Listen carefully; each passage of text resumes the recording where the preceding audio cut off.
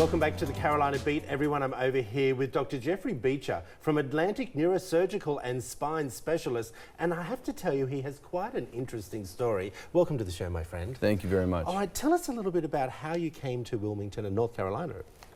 Well, New Hanover Regional Medical Center has been really upping its game, if you will, in regards to stroke and cerebrovascular disease.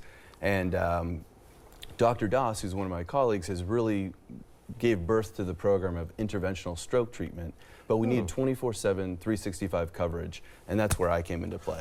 Right. Well, tell us a little bit about that program to begin with, before we get into the good stuff. Sure. So that program is really focusing on patients with blood vessel disease of the brain and spine.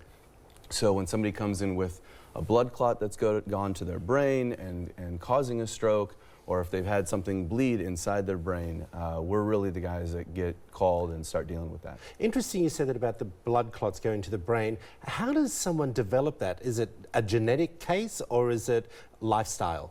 It's a combination of both, as well as choices we make.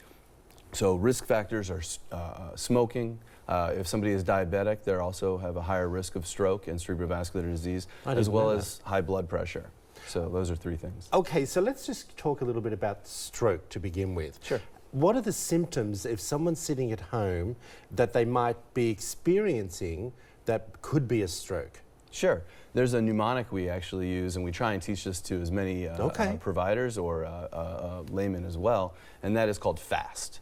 F is for face. So if the face starts to droop on one side, that is a sign of a stroke. A is for arm, so if the arm on that same side starts getting weak and they can't use that arm, or they can't feel it and they don't know where it is in space, that's another sign of stroke. And then speech is the S, and that really is more of either words that aren't supposed to be coming out are coming out, or you can't understand the words because it's kind of a garbled speech. Gotcha. And then the T stands for time, because time is brain, and it is of utmost importance that these patients get to the hospital immediately and seen by our team, because every minute and every second that goes by, we're talking about brain cells. And we can intervene to make it so those brain cells are preserved. Well, let's talk a little bit about the risk factors as well. Sure. So we mentioned smoking is one of the worst things that you can do and the biggest risk for stroke, as well as diabetes, high blood pressure. And if somebody has a heart problem, such as an arrhythmia called atrial fibrillation, the heart can't beat right, and sometimes clot can then form in the heart. And then if the heart triggers that clot to go, it goes up to the brain, because the blood vessels that go to the brain are right off next to the heart. Can you explain to everyone at home what a blood clot looks like? If you're saying it's going to the brain, sure. Is it like a ball of blood? It can be. Because it sounds like that. It could be. So the easiest way to probably conceptualize it is after you cut yourself, you get a scab.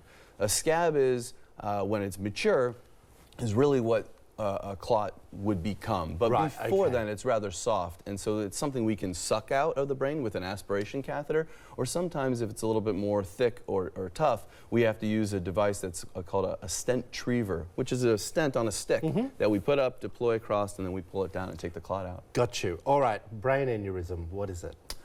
A brain aneurysm is like a blister on a blood vessel. It's a pouching out of the blood vessel that shouldn't be there. And normally blood flows through the arteries and goes to places in the brain. But here it has a blind pouch at the end. And it has a defect in the lining of the blood vessel that's allowed this to occur. And since it's a weakened part of the blood vessel, it can rupture. And when we bleed into the brain, it can be serious. Dr. Jeffrey, will you come back? I've got a lot of more questions I want to ask you. You're amazing. If you want to find out more, there it all is up on the screen for you. Atlantic Neurosurgical and Spine Specialist. Go over and see them, Dr. Jeffrey Beecher. This program sounds absolutely amazing. Back after this short break, everyone.